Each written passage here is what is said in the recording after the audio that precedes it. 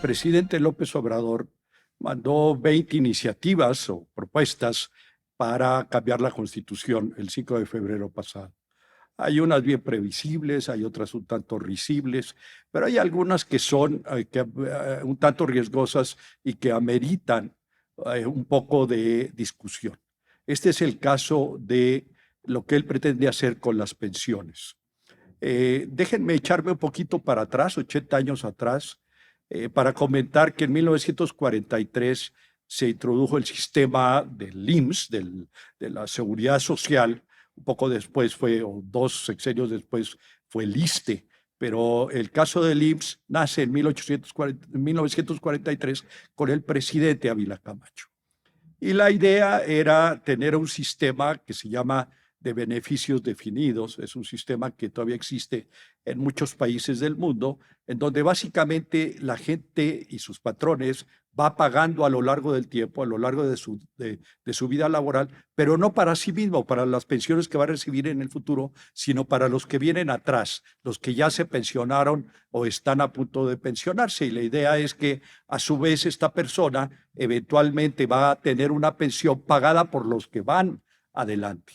Este sistema es muy interesante, pero debe realmente funcionar como una especie de relojito de precisión.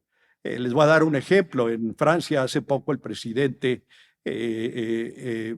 francés trató de incrementar, y lo logró, de hecho, incrementar la edad de jubilación de 62 a 64 años, porque simplemente ya no daba. Los franceses se retiraban, se podían retirar a los 62 años, pero a medida que había pasado el tiempo, pues su esperanza de vida había cambiado y había crecido de manera contundente. Entonces, pues era insostenible realmente tener el sistema, y lo que hizo el presidente Macron en Francia fue tratar, y lo logró, de subir un poco la edad de retiro. Bueno, este sistema es, como les digo, complicado, tiene que ser un relojito. Y en el caso de México, en 1997, en el sexenio de Ernesto Zedillo, se decidió cambiar el sistema por un sistema de ahorro individualizado, un sistema de lo que se le llama cotizaciones definidas en lugar de beneficios definidos. Y la idea aquí es básicamente que uno tiene un fondo de retiro, está en las Afores, y a lo largo del tiempo, pues uno cotiza, uno mete dinero en el fondo, y también, sobre todo, los patrones de uno meten dinero en el fondo, y eventualmente cuando uno tiene 65 años, pues puede optar por un retiro relativamente digno. El sistema fue, como decía, creado en 1997, y me parece que fue creado de manera un tanto incorrecta, porque la verdad es que el dinero que uno podía esperar una vez que uno se retiraba respecto al salario que estaba ganando antes del retiro, es decir, la tasa de reemplazo que se llama, era muy baja ese porcentaje.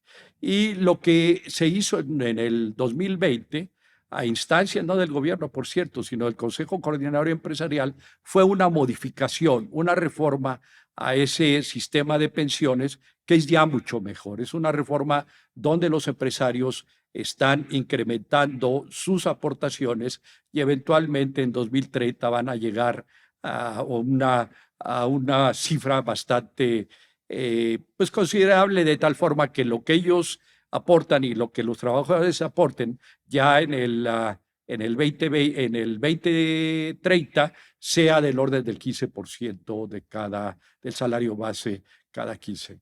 Bueno, con eso la tasa de reemplazo ahora se va a transformar en una muy similar a la que tienen los países en la OCDE, el promedio de los países en la OCDE, que es del orden de 62, 65%, es decir, 2/3 del salario que uno percibía al momento de retiro.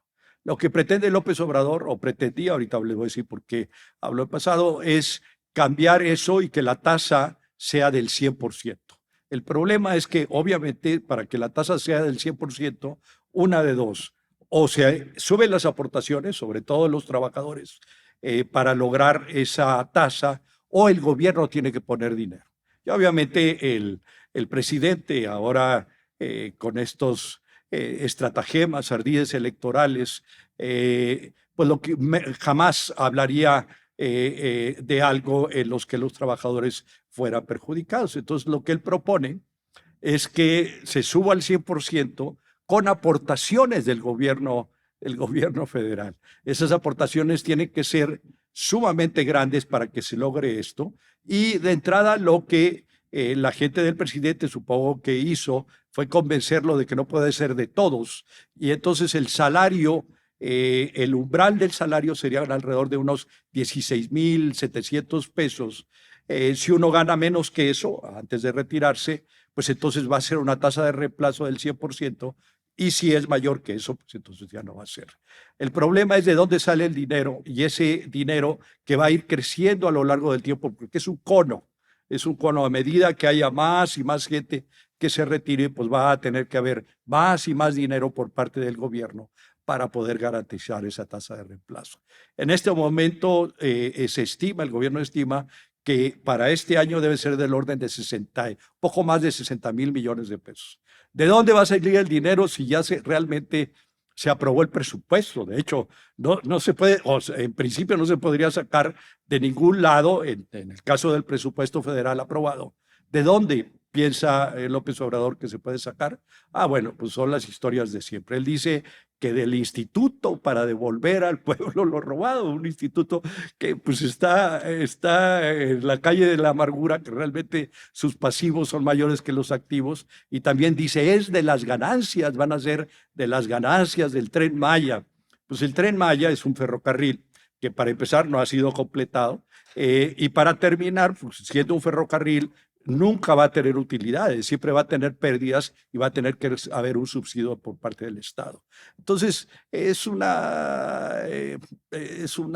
disparate, así lo debo decir, por parte del presidente que se pueda realmente financiar esos montos. Por tanto, hay que tener, me parece a mí, los legisladores deben tener muchísimo cuidado con esta reforma que pretende el presidente y que obviamente tiene básicamente tintes electorales.